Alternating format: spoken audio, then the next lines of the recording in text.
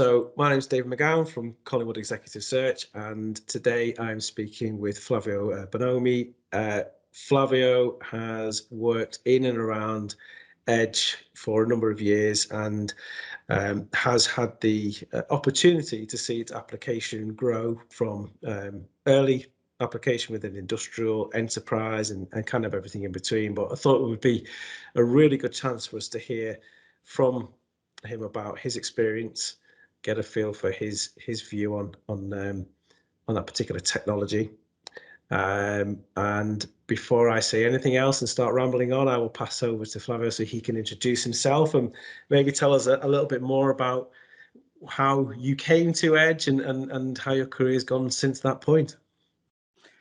Thanks, David. It's good to be here and to tell these stories that stretch now a number of years. And it goes back to my passions with electrical engineering and cars. Mm-hmm. That is the beginning. I loved cars as I grew up in Italy, but then mechanical engineering was the path to use to get into automotive, and it was kind of fading in interest. And I decided to go for electrical engineering, abandoning my passion. Until the middle of the 2000s, around 2009 to 10 timeframe, when a head of research in BMW came to Cisco, where I was, leading a group called Advanced Architecture and Research that was really innovating inside Cisco, investing in university work and working with startups and prototyping new technologies. Well, Joachim Teiber was the name of this person, is the name of this person. He came and asked the CEO to help them connect vehicles to the cloud, to the outside.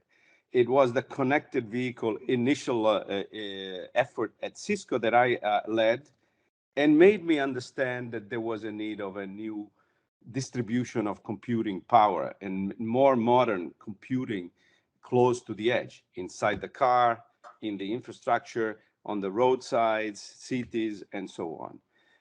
And at that time, I was also working with the evolution of cloud, big data, software-defined networking, all these new breakthroughs that were powering IT. And I realized that many of those were going to be fundamental at the edge, which had remained somehow closed into an old world of computing. You know, digital control had evolved, but it was very isolated. It was based on Windows or embedded operating systems. It was not using any of the progress that had been made in IT. So it became clear the car was becoming a data center on wheels, would become, and the edge needed to support the cars, and many other verticals would use a similar approach. So we call this effort, this new distribution of computing at the edge with the basics of innovation that had come into the IT, into the cloud at that point. We called it fog computing to complement the cloud, fog and cloud, so that there was this idea of a continuum of a similar type of material and way of doing computing, way of doing application development and distribution and orchestration, a continuum from the endpoint all the way up to the cloud. So that was the beginning, 2010. We have a paper in 2012 that has 6,000-7,000 references. It's one of the most referenced paper the most referenced paper. It continues to be considered a seed publication about this fog. The name didn't stick for a number of reasons. It became edge computing, which is fine, but it's the same story, is the same thing. And overall, it is this idea of a continuum of computing with virtualization, with modern networking, modern security, with management of the resources end to end, that is the infrastructure behind a lot of vertical application deployment that span many areas, not only the automotive, but industrial, energy, cities, and so forth, and will kind of be behind also the enterprise of the future. Yeah. So that is the story that came from the car, and is now going back to the car. But in between, there was a lot of effort, and there is continuing effort in the industrial, in particular. We can go to that in the next phases of our discussion. Yeah, I think it's, as we were saying just before we started recording, you mentioned that it's interesting how your initial introduction to the application and use of Edge was in automotive, and it looks like it's beginning to come full circle, and that is the area again where it looks like it's going to grow and be reapplied. And I know one of our major clients that we work with, a lot of the use cases that they've looked at have really focused on different elements of automotive, whether that be in car or actual construction and the quality and efficiency around construction. Yes. But it's interesting that it's come back around to that particular vertical.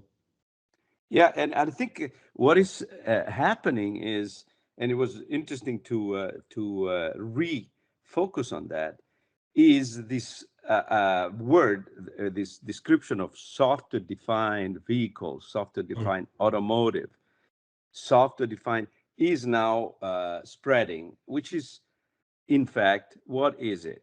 Is really the need to decouple the infrastructure from the software, from the applications, so that the infrastructure can host the applications in a distributed continuum infrastructure, and the applications can be deployed in a common format, almost from the cloud to the edge. They can be developed in the cloud and deployed at the edge. Look at digital twins, AI. Look at the even controls now. They're talking about car controls being developed, simulated, validated in the cloud, and then deployed with a click in a CI/CD model, continuous integration, continuous deployment, and it's starting to be hot. And behind it are the same ingredients that technologically that have to power such infrastructure, including virtualization, networking, security, safety certification, and real-time capabilities in certain areas of this infrastructure, and so forth. So the software-defined idea is coming back strongly, and it brings with it a lot of advantages that will have to go back and motivate the opening of other verticals, including the slow, conservative industrial.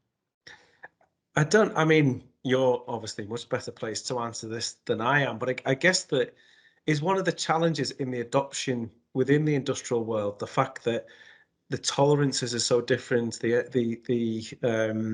technology is often much older, the ability to actually adopt it becomes much more of a challenge. But I mean, where and how do you believe, or have you seen people overcome that challenge?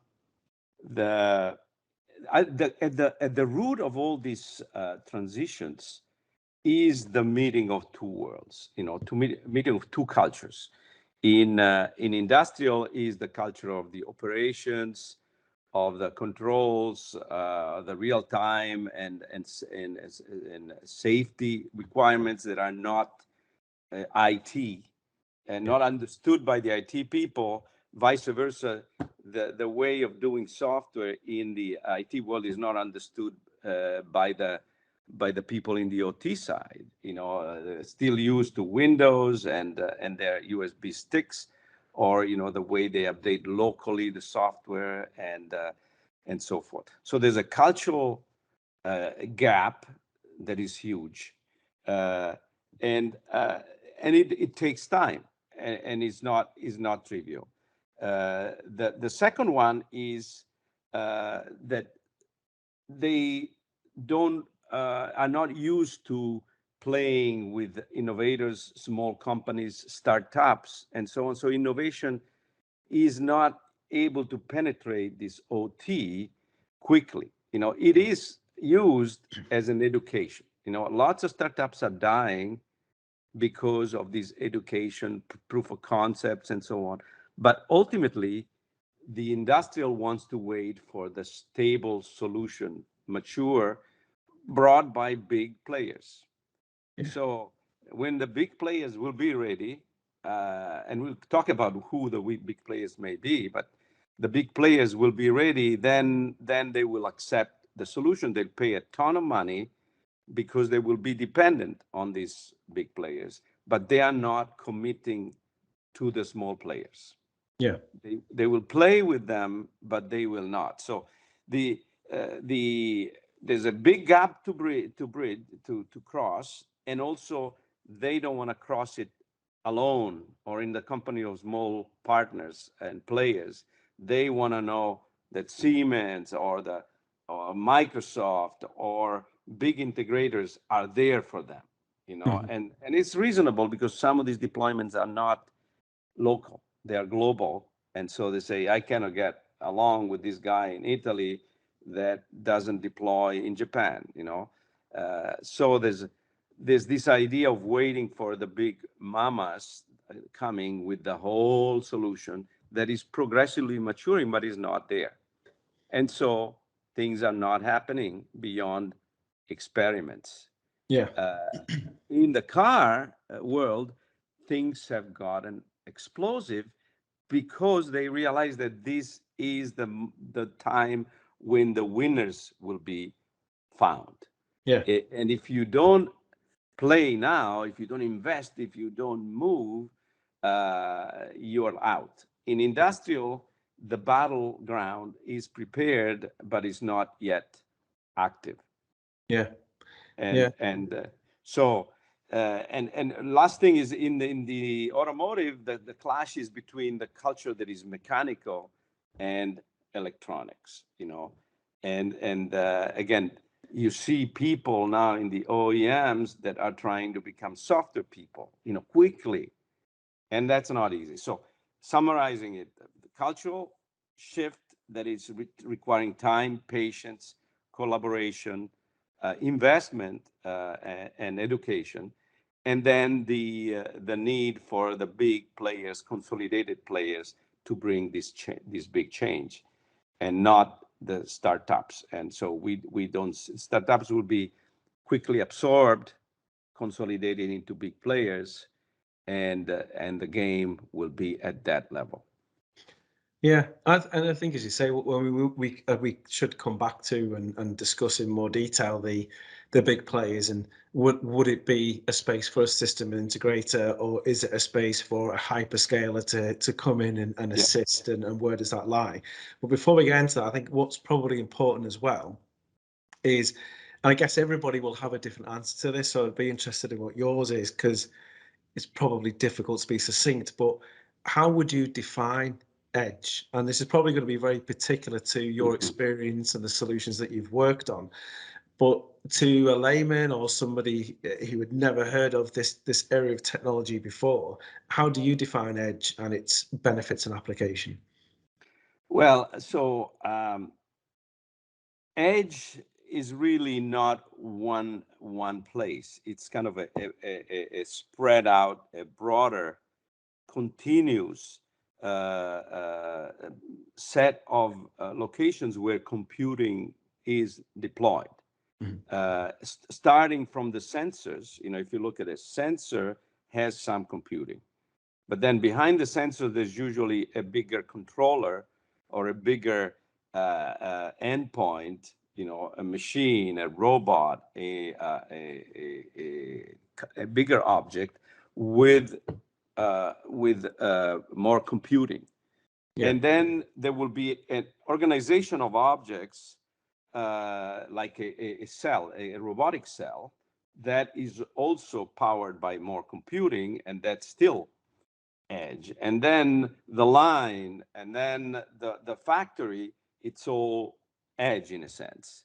And then you go across to the telco edge, at the edge of the big public network, say, that is also edge in a sense. They call it mobile edge, and so you have this kind of distribution of computing from the sensor up from where you touch the physical system. That's why they call it the cyber physical boundary, the cyber physical, and it's not just the sensor, but it's the area where you control physical objects, whether it's a car or is a robot in a factory and so on. You have ways to impact the physical world. That is where cyber comes in touch with physical, and cyber is powered by computing, and that's edge from that point up. And then when it becomes core or becomes cloud, is the two will merge, the boundaries will be vague. But the key is this: it cannot be that at the edge what you do is very, very different than what you do on the other side. Like today there's even the firewall in the factory is almost the point of separation between the OT and IT. So there's this demilitarized zone. That's the boundary. Mm-hmm. That is fading, and the same model of computing, software deployment in containers or microservices, orchestration, same things, security, the way it's done, and visibility into resources, all that has to become continuous and consistent across. But potentially from the sensor, maybe they are not really much, but as soon as you go up one level, you need to start seeing containers going down, virtualization allowing mixed criticality coexisting, orchestration of this and mobility of these applications as needed, continuous update, all that model will have to percolate all the way down. And so that is the software defined world. And edge will, edge and cloud in some ways will fade away, will be this distributed infrastructure that with many owners, but of the same qualities, of the same consistent, maybe small, medium, large, depending on the needs, depending on the cost, depending on the power, and so forth. But then there's no edge, in a sense, there's no edge. Is where the cyber world is, you'll have that kind of computing. Yeah. I think it's interesting when we first met and spoke and we discussed about edge and where it sits and where it can have an impact and what will drive it. And as you say, so in automotive, I guess there's a really tangible benefit to an end user or a consumer, an everyday person, of it in action, of edge in action, of whether that's features within the vehicle, safety, autonomous, whatever it might be. And you can actually physically, tangibly see that as an end user. And so I can kind of see where that leads innovation in the automotive world. And we discussed when we first met about how over the last 10, 15 years, the big thing that's driven most areas of technology has been data. How do we monetize it? How do we utilize it? How do we get the most benefit from it? And that is little by little kind of bleeding into the industrial world and better ways to harness data, Industry 4.0, what can we do with it? And clearly Edge is really beneficial to that.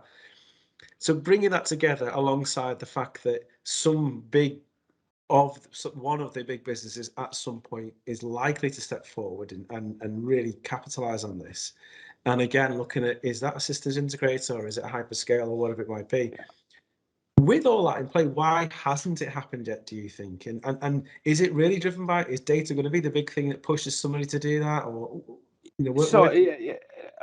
David, this is really good.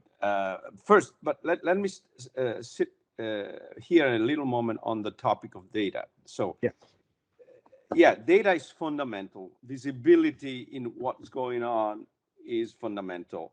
but it's also fundamental what you do with data. So first, extracting data and bringing it to places that can use it, that can understand it, that can analyze it, and so on, is first. And that was the first also movement towards gateways and IoT. First, visibility, extracting data, understanding data, the meaning of data. So this kind of uniform understanding, the uniformation, or they call the home, the normalization of data, so that you know what is behind a certain number. Is it a temperature? Is it so? That is big deal, because in the past data was so local that you didn't really need. You were sitting in front of the machine and you knew what that data was. When the data travels to a distant place, you have to associate metadata to it. You have to kind of carry the meaning and say, this is the particular machine that I don't see. It's not, I'm not in front of it. It is a temperature of a certain part of the machine, and is measured in these units, and and other similar machines have similar numbers, and so forth. So first, the data extraction and understanding is fundamental, and that took time and is taking time. The second is, what do you do with data? What is the content of value in that data? Mm-hmm. So analytics, and then came AI, and now comes digital twins as ways to use the data and create more intelligent outcomes out of that, or insights out of the data. Second point. And now, where do you analyze it? Depending on the responses and time sensitivity, you cannot analyze it in a distant place. You have to analyze it along this continuum. And as you go up, you have a chance to aggregate more data from more similar places and plants and cars and so on. So this is the second point, is the analysis and understanding.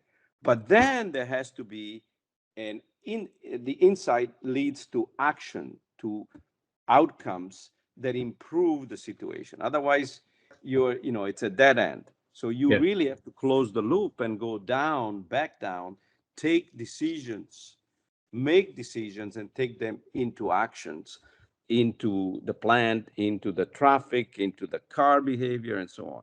So this is the big use of this infrastructure: data extraction, analysis, and control, and optimization.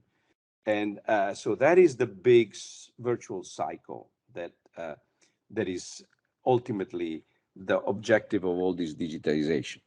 So, okay, there's an infrastructure, and there's this intelligence on top, the applications on top that improve the world, improve the situation. Now, going to the players, obviously, what this does, it brings together complex technologies, a stack of technologies, which is not as, which is usually layered into things that specialized companies do. Cisco was doing the network, VMware was doing the computing, and then Microsoft was doing the applications, and now this stack cannot be continually fragmented into pieces. Someone has to bring it together. Someone has to own it. And this is also when we talked about Shane from IBM, he's very, very clear about this point: the ownership of the whole solution, the ultimate solution. So that is the entity that faces the user of the solution, the customer ultimately. So but bringing it all together is not easy, because all these companies can scale into this full infrastructure, and complex applications can scale, but it can also jump too far. Cisco is tried to become more software, more, and it's stuck to boxes, switches, and networking. Yeah. Others are trying to take a bigger role, but in the end, they have their limitations. So I think that the who owns the whole picture is probably more an integrator, more an integrator that also supports the solution, that also is there for the long run, and is not just owning a piece Yeah. of the stack. So it has to be someone that have understood and matured about the whole stack and the whole infrastructure and the applications on top, and then becomes the reference for the customers. And those are probably big integrators that are not fully there in the understanding of the whole picture. That's why we don't have an owner. But the hyperscalers have the money, have the big wealth that could transform them into also owners of the whole solution, and or even owners of the whole infrastructure that could be offered as a service. So there's I think that we are not seeing the ultimate winner here yet, but the players are taking position. And look at what's going on in the automotive. In the automotive, and this is new because we didn't talk about that last time much, but in the automotive, the tier ones, which are the integrators, want to position themselves as the owners of the whole solution. Mm-hmm. Look at what happened with Qualcomm. Qualcomm bought an integrator, Veoneer, I think, recently, that comes from Sweden, it's a tier one or tier two, I think it's tier one. But now the technology company, Qualcomm, wanting to own the whole solution, bought an integrator. See what I mean? They want to position themselves as that reference winner. So the other one is Aptiv, bought Wind River. Aptiv bought Wind River for $4.3 billion. Why? Because they want to own the technology and integrate it and manage it and so on. They want to be complete. So, and the car companies don't want to be left out. So they want to build their own stack and become software. So you see that the play is starting to happen in automotive towards this owner of the solutions. Maybe there will be few that will win. The same will happen in industrial, which is a few years back, I think, in terms of this battleground. Yeah.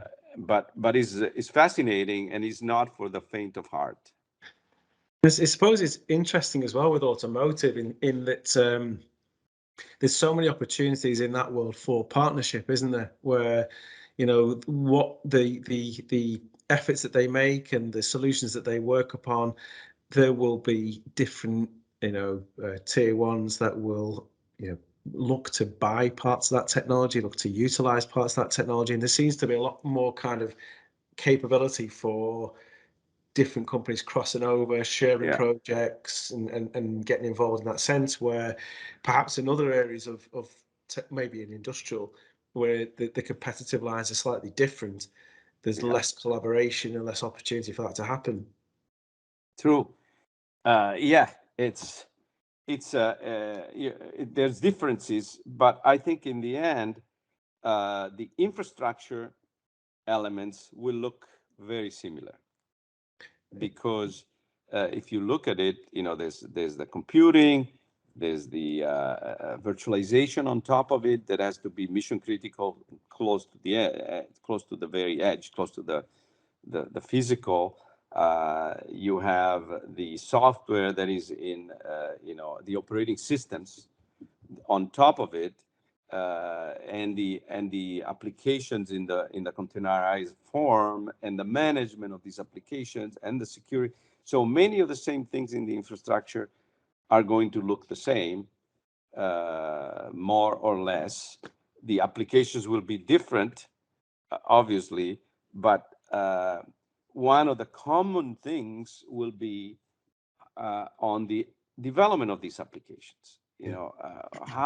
What is the right environment to develop applications, software? So now the software and is coming to the fore.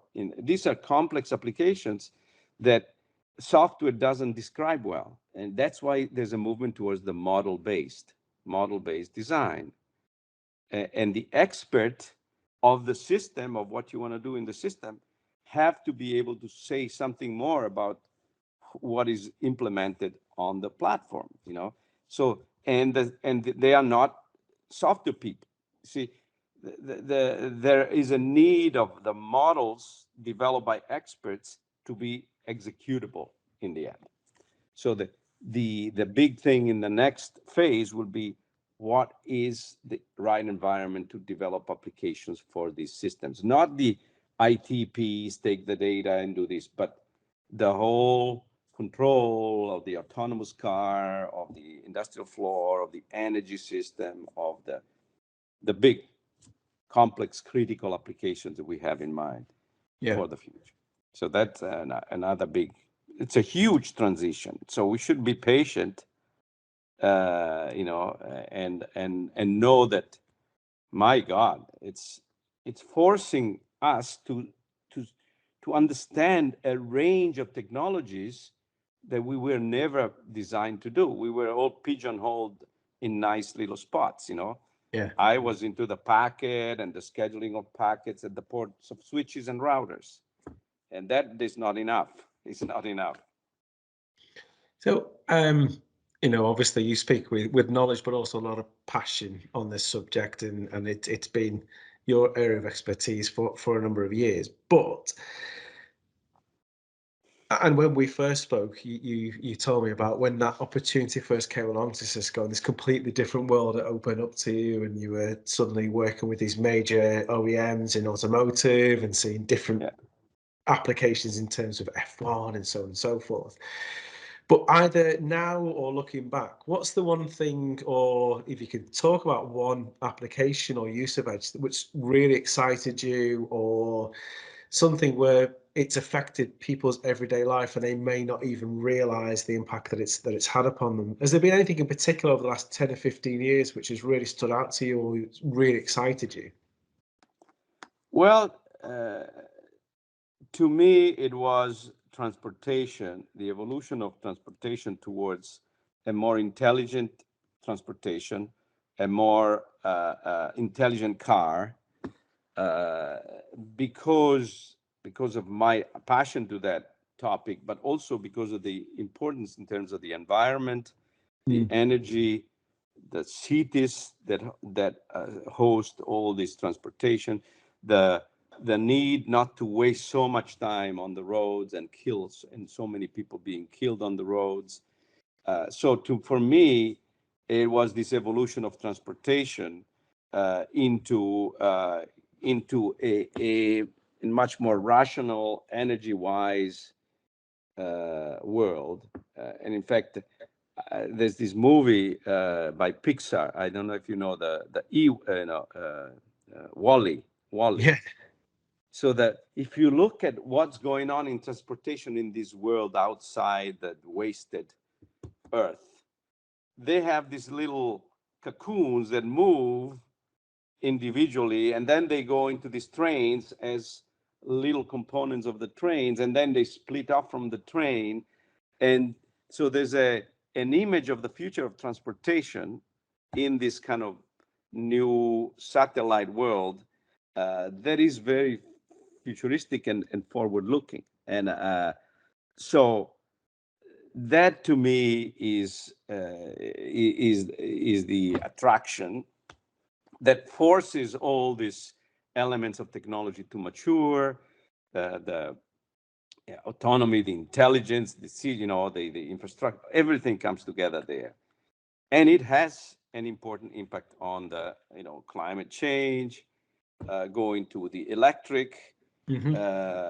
So there's a lot there to me, but then it became industrial because of the startup I created and the focus that was required by the investors, Yeah. And in industrial automation is a very important play as well, because again, there could be much more efficiency there, much more flexibility, customization, and then is also the game of countries in the economies.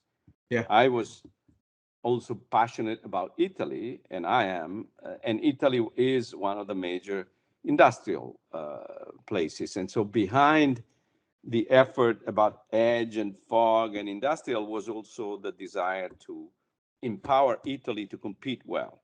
Yeah.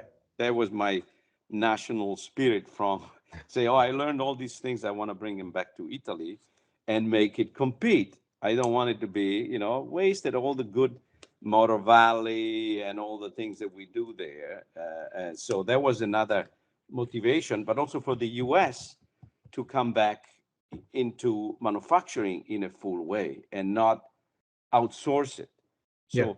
this, and Europe as well. So that importance of the evolution of manufacturing to bring it in a more distributed way and not so kind of limited to specific countries where the manpower cost determines everything.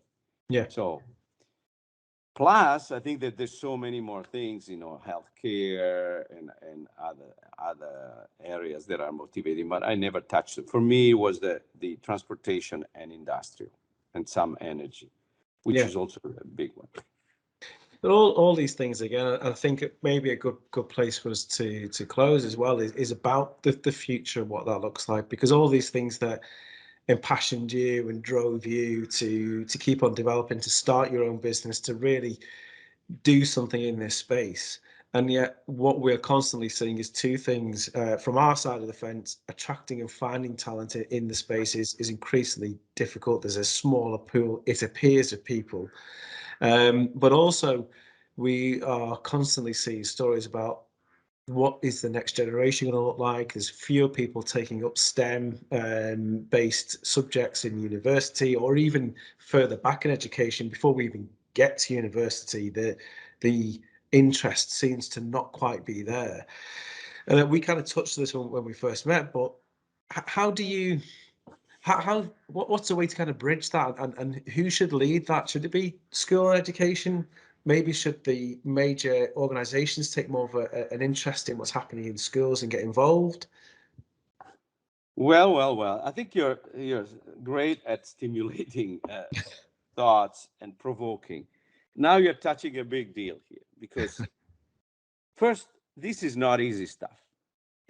This is not easy stuff. It's not.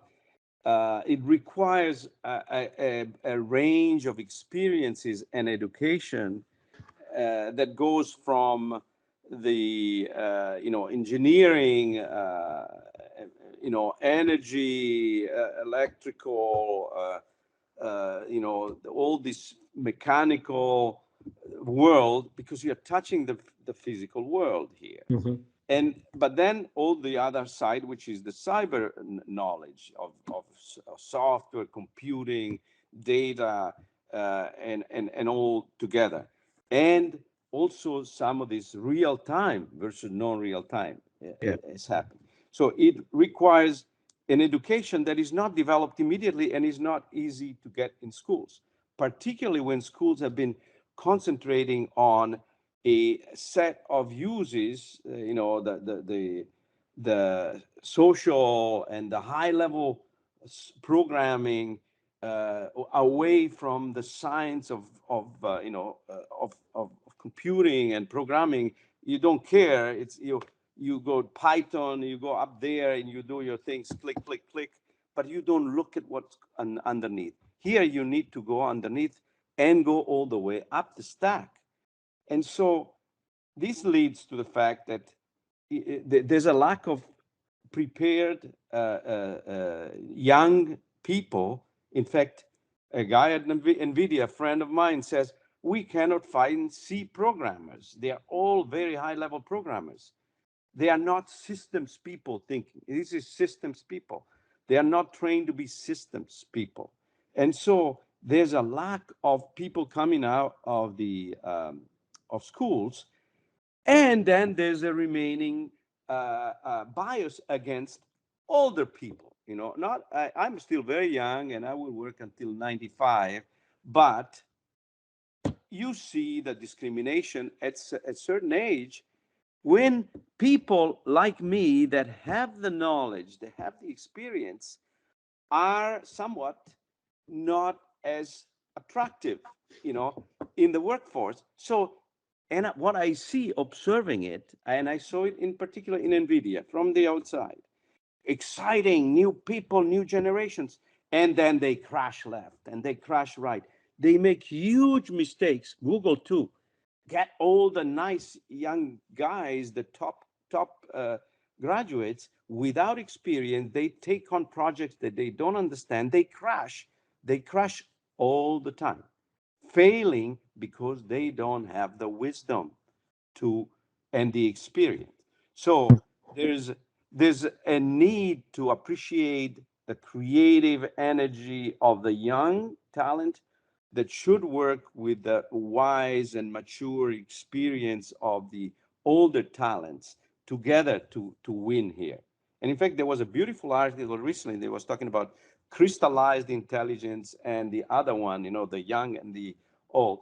There is a need to really leverage the whole range, and universities have to become capable to train the new ones in this range. So Yeah. professors have to be capable of doing that. Otherwise, we get partial education and failures.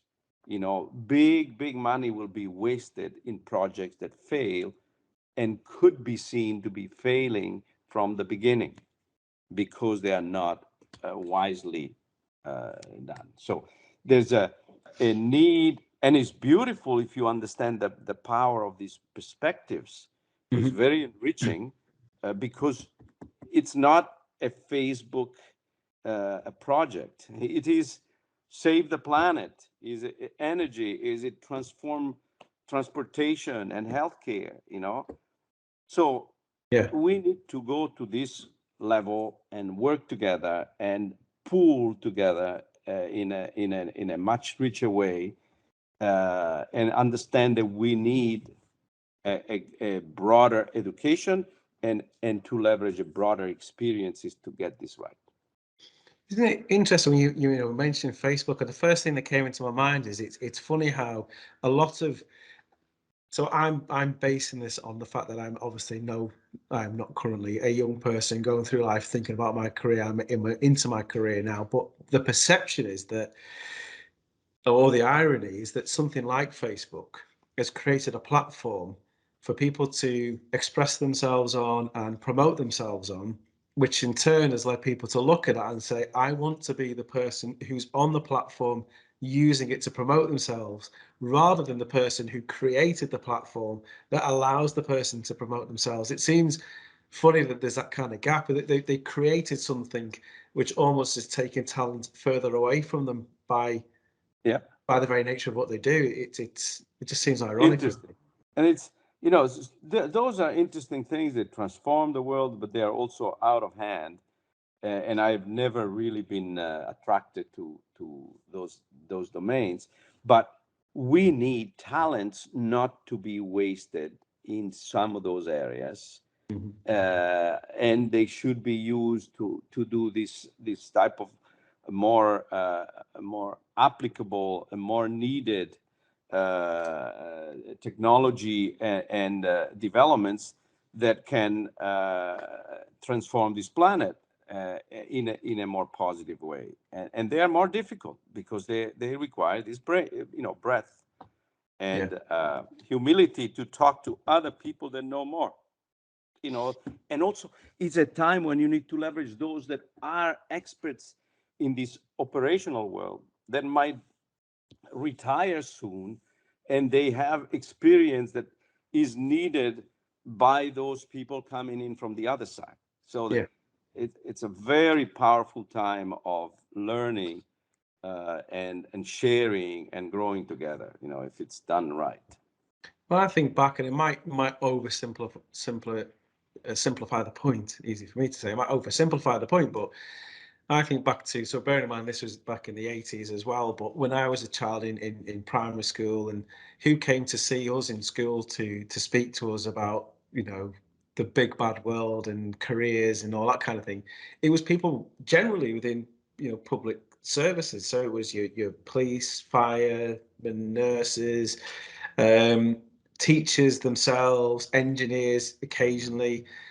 And then you look typically where people of my generation landed in terms of their careers and jobs, and it was very maybe public service focused. So I don't know.